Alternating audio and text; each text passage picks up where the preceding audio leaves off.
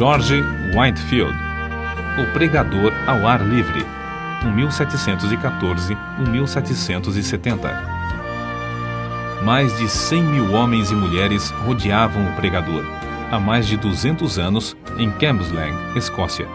As palavras do sermão, vivificadas pelo Espírito Santo, ouviam-se distintamente em todas as partes que formavam esse mar humano. É-nos difícil fazer uma ideia do vulto da multidão de 10 mil penitentes que responderam ao apelo para se entregarem ao Salvador. Esses acontecimentos servem-nos como um dos poucos exemplos do cumprimento das palavras de Jesus. Na verdade vos digo que aquele que crê em mim também fará as obras que eu faço, e as fará maiores do que estas, porque vou para meu Pai. João, capítulo 14, versículo 12, grifo do autor. Havia como um fogo ardente encerrado nos ossos deste pregador, George Whitefield. Ardia nele um zelo santo de ver todas as pessoas libertas da escravidão do pecado. Durante um período ininterrupto de 28 dias, realizou a incrível façanha de pregar a 10 mil pessoas. Sua voz podia ser ouvida perfeitamente a mais de 1 quilômetro de distância, apesar de ter físico fraco e de sofrer dos pulmões. Não havia prédio no qual coubessem em seus auditórios, e, nos países onde pregou, armava seu púlpito nos campos, fora das cidades.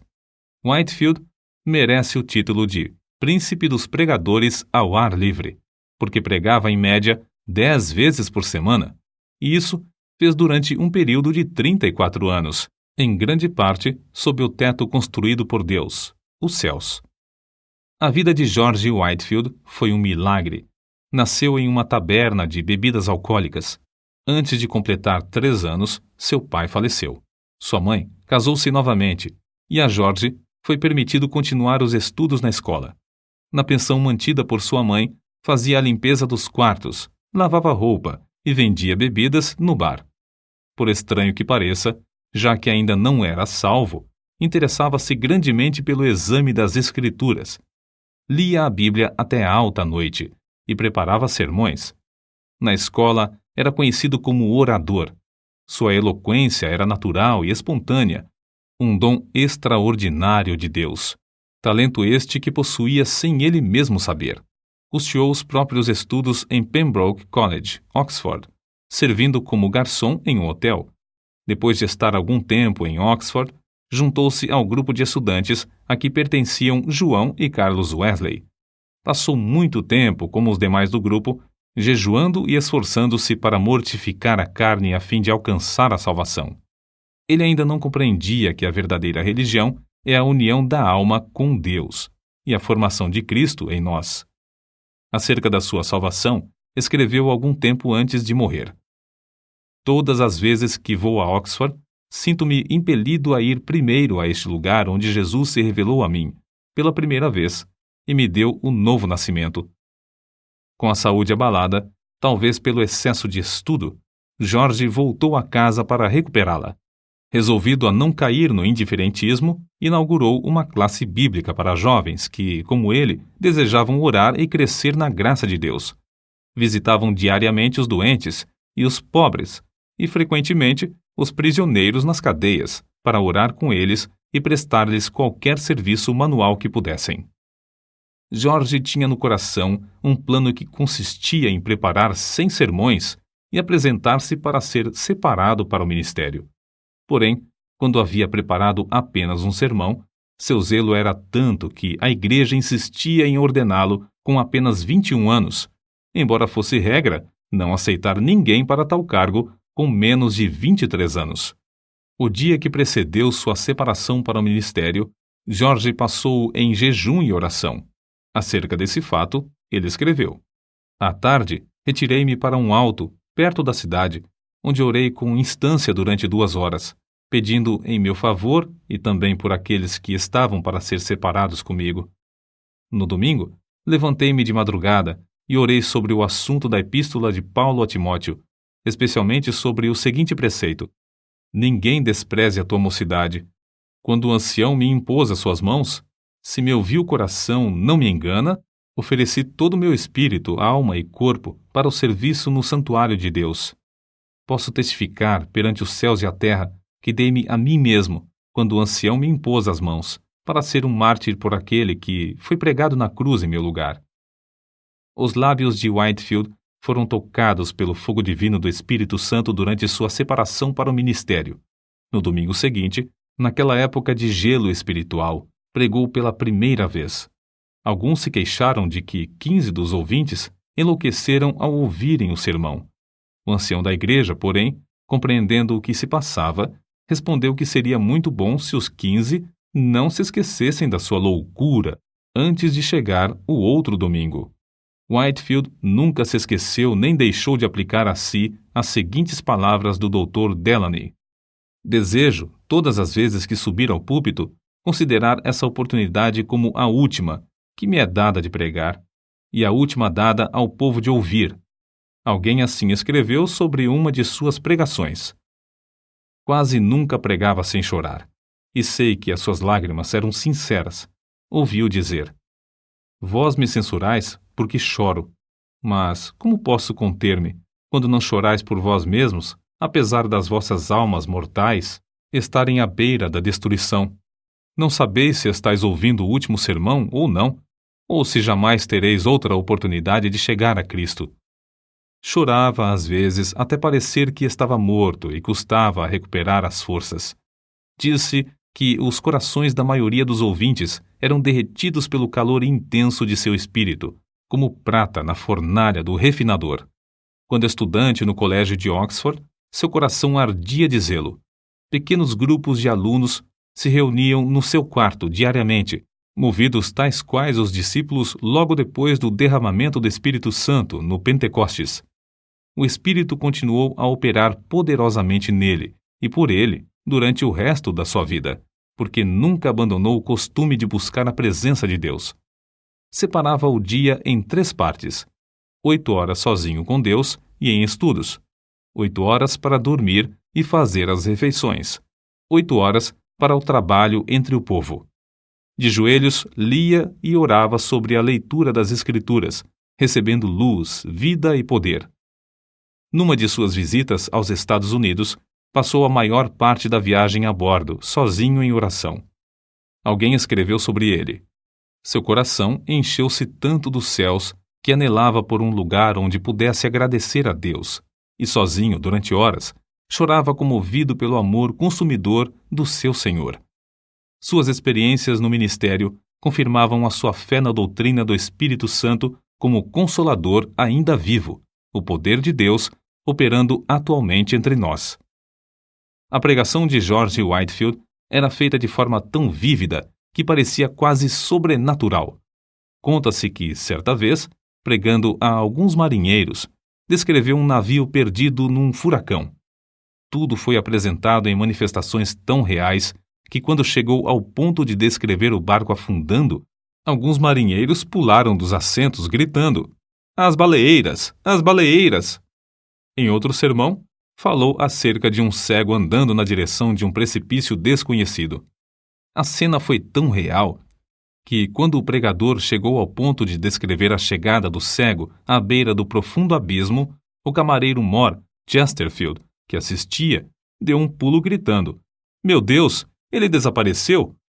O segredo, porém, da grande colheita de almas salvas não era a sua maravilhosa voz nem a sua grande eloquência. Não era também o caso de que o povo tivesse o coração aberto para receber o Evangelho, uma vez que havia, na época, grande decadência espiritual entre os crentes. Também não foi por falta de oposição. Repetidas vezes, Whitefield pregou nos campos porque as igrejas fecharam-lhe as portas. Às vezes, nem os hotéis queriam aceitá-lo como hóspede. Em Basingstoke, foi agredido a pauladas. Em Staffordshire, atiraram-lhe torrões de terra. Em Moorfield, destruíram a mesa que lhe servia de púlpito e arremessaram contra ele o lixo da feira. Em Evesham, as autoridades, antes de seu sermão, ameaçaram prendê-lo se pregasse. Em Exeter, enquanto pregava para 10.000 pessoas, foi apedrejado de tal forma que pensou haver chegado para ele a hora, como o ensanguentado Estevão, de ser imediatamente chamado à presença do Mestre. Em outro lugar, Apedrejaram-no novamente até ficar coberto de sangue. Verdadeiramente levava no corpo até a morte as marcas de Jesus. O segredo de tais frutos na sua pregação era o seu amor para com Deus. Ainda muito novo, passava noites inteiras lendo a Bíblia, que muito amava. Depois de se converter, teve a primeira daquelas experiências de sentir-se arrebatado, ficando a sua alma inteiramente aberta, cheia, purificada, iluminada da glória e levada a sacrificar-se inteiramente ao seu Salvador. Desde então, nunca mais foi indiferente em servir a Deus, mas regozijava-se no alvo de trabalhar de toda a sua alma e de todas as suas forças, e de todo o seu entendimento. Só achava interesse nos cultos, tanto é que escreveu para sua mãe dizendo que nunca mais voltaria ao seu emprego. Consagrou a vida completamente a Cristo, e a manifestação exterior daquela vida nunca excedia a sua realidade interior. Portanto, nunca mostrou cansaço, nem diminuiu a marcha durante o resto de sua vida. Apesar de tudo, ele escreveu: "A minha alma era seca como o deserto. Sentia-me como encerrado dentro de uma armadura de ferro. Não podia ajoelhar-me sem estar tomado de grandes soluços e orava até ficar molhado de suor. Só Deus sabe quantas noites fiquei prostrado de cama, gemendo por causa do que sentia e ordenando, em nome de Jesus, que Satanás se apartasse de mim. Outras vezes, passei dias e semanas inteiras prostrados em terra, suplicando para ser liberto dos pensamentos diabólicos que me distraíam. Interesse próprio, rebelião, orgulho e inveja me atormentavam, um após outro, até que resolvi vencê-los ou morrer. Lutei até Deus me conceder vitória sobre eles." George Whitefield considerava-se um peregrino errante no mundo, procurando almas. Nasceu, criou-se e diplomou-se na Inglaterra. Atravessou o Atlântico 13 vezes. Visitou a Escócia 14 vezes. Foi ao país de Gales várias vezes. Visitou uma vez a Holanda. Passou 4 meses em Portugal. Nas Bermudas, ganhou muitas almas para Cristo, como nos demais lugares onde trabalhou. Acerca do que sentiu em uma das viagens à colônia da Geórgia, Whitefield escreveu: "Foram-me concedidas manifestações extraordinárias do alto. Cedo de manhã, ao meio-dia, ao anoitecer e à meia-noite, de fato durante o dia inteiro, o amado Jesus me visitava para renovar-me o coração. Se certas árvores perto de Stonehouse pudessem falar, contariam acerca da doce comunhão que eu e algumas almas amadas desfrutamos ali com Deus, sempre bendito. Às vezes, quando de passeio, a minha alma fazia tais incursões pelas regiões celestes, a qual parecia pronta a abandonar o corpo. Outras vezes, sentia-me tão vencido pela grandeza da majestade infinita de Deus que me prostrava em terra e entregava-lhe a alma, como um papel em branco para ele escrever nela o que desejasse. De uma noite nunca me esquecerei. Relampejava excessivamente. Eu pregara a muitas pessoas e algumas ficaram receosas de voltar a casa. Senti-me dirigido a acompanhá-las e aproveitar o ensejo para as animar a se prepararem para a vinda do Filho do Homem. Oh, que gozo senti na minha alma, depois de voltar enquanto alguns se levantavam das suas camas, assombrados pelos relâmpagos que andavam pelo chão e brilhavam de uma parte do céu até a outra. Eu, com mais um irmão, ficamos no campo adorando, orando, exultando ao nosso Deus e desejando a revelação de Jesus dos céus, uma chama de fogo. Como se pode esperar outra coisa a não ser que as multidões a quem Whitefield pregava fossem levadas a buscar a mesma presença? Na sua biografia, há um grande número de exemplos que bem ilustram tal fato. Oh, quantas lágrimas foram derramadas com forte clamor pelo amor do querido Senhor Jesus. Alguns desmaiavam e, quando recobravam as forças, ouviam e desmaiavam de novo. Outros gritavam como quem sente a ânsia da morte. E depois de findar o último discurso, eu mesmo senti-me tão vencido pelo amor de Deus que quase fiquei sem vida. Contudo, por fim, revivi. E depois de me alimentar um pouco, estava fortalecido bastante para viajar cerca de 30 quilômetros até Nottingham. No caminho, a alma alegrou-se cantando hinos.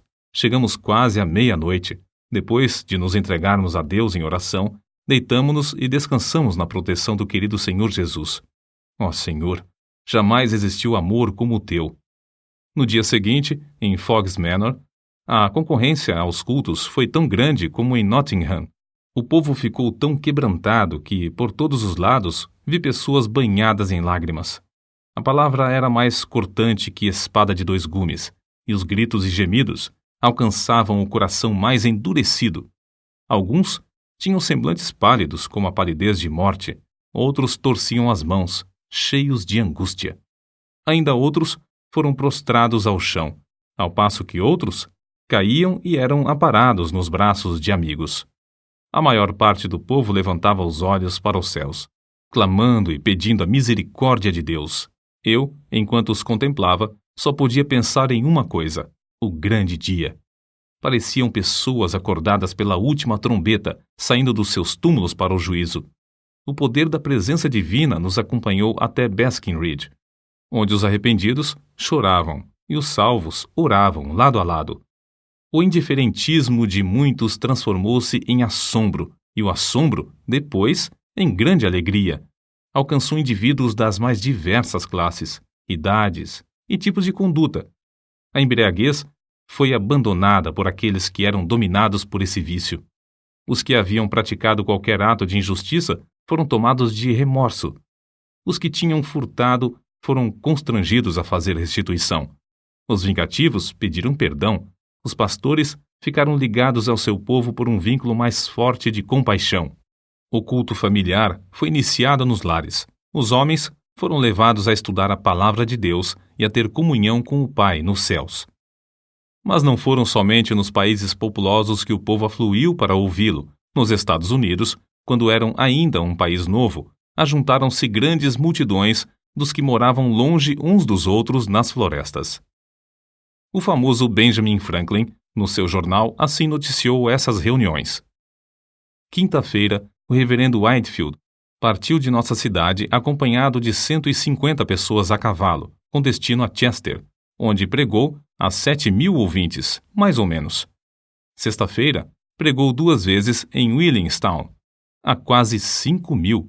No sábado, em Newcastle, pregou a cerca de 2.500. E na tarde do mesmo dia, em Christiana Bridge, pregou a quase 3.000. No domingo, em White Clay Creek, pregou 2 vezes, descansando uma meia hora entre os sermões, a 8.000 pessoas, das quais cerca de 3.000 tinha vindo a cavalo. Choveu a maior parte do tempo, porém, todos se conservaram em pé, ao ar livre. Como Deus estendeu a sua mão para operar prodígios por meio de seu servo, vê-se no seguinte relato. Num estrado perante a multidão, depois de alguns momentos de oração em silêncio, Whitefield anunciou de maneira solene o texto. É ordenado aos homens que morram uma só vez, e depois disto vem o juízo.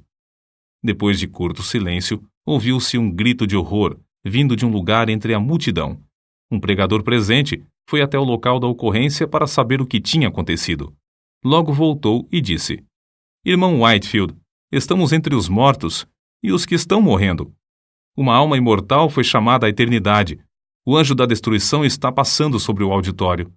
Clame em alta voz e não cesse. Então, foi anunciado ao povo que um dentre a multidão havia morrido.